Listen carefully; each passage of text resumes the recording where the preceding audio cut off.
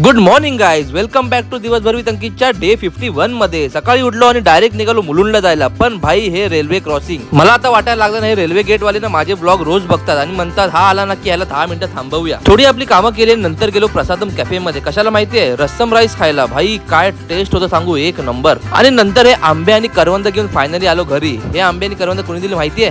तुम्ही जरा कमेंट मध्ये गेस करा. आणि त्यासोबत हे छोटंसं गिफ्ट पण आणलं होतं. कशासाठी ते तुम्हाला पुढे कळेलच. घरी येतात लगेच लॉग इन गेलो. आज मंडे होता आणि मंडे म्हणजे काय, इमोशन साईडला ठेवून वर्क मोड ऑन करावा लागतो. काम कंप्लीट केलं आणि लगेच खाली गेलो आणि बघतो काय, मेहुल बाई तर फुल ड्रेसिंग मारून रेडी आणि आपल्या बिल्डिंग मध्ये फुल सेटअप, लाईट, डेकोरेशन एक नंबर. कशासाठी तुम्हाला माहितीये? 3, 2, 1 येस येस येस गाईज, आज होते आपल्या बिल्डिंग मध्ये बर्थडे पार्टी. आणि कोणाची माहितीये? परीची. परीचा 10वा बर्थडे. डेकोरेशन तर खूप सुंदर आणि बर्थडे गर्ल बघा कशी स्वॅग मध्ये फिरते. तेवढ्यात एंट्री झाली अज्जू भाईची, म्हणजेच आपल्या लाडक्या अर्जुनची. सगळ्या फंक्शन मध्ये भाईची एंट्री ना एकदम स्लो मोशन मध्ये होती आणि भाईचा स्वॅग ना एकदम वेगळाच असतो. नंतर थोडीशी अज्जू सोबत मस्ती केली आम्ही, थोडासा डान्स केला. एनर्जी लेवल तर फुल ऑन होता. हा अँकर पण फुल एंटरटेन करत होता सगळ्यांना. एक मिनिट शांत बसून देत नव्हता. आणि तेवढ्यात त्यांनी आणलं गिफ्ट. काय आहे ते ओळखा कमेंट मध्ये. बरोबर ओळखता, मी तुम्हाला एक गिफ्ट देईन. आणि नंतर हा मॅजिक शो. खरं म्हणजे तर हा मॅजिशियन कमी आणि बंगाली बाबाच जास्त वाटत होता. पण मॅजिक ह्यांनी जे दाखवलेत ना त्याला काहीच तोड नाही. एक नंबर.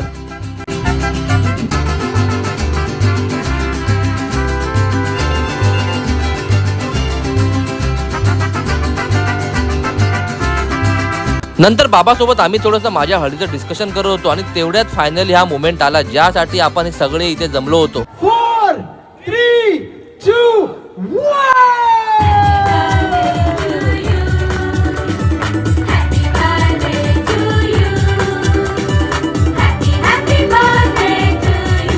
बर्थडे झाल्यावरती गेलो पहिलं गिफ्ट द्यायला आणि तिच्या फेसवरची स्माइल बघून वाटलं गिफ्ट मोठं नसलं तरी चालेल, पण फिलिंग्स मोठे असल्या ना की मुवमेंट एकदम परफेक्ट होतो.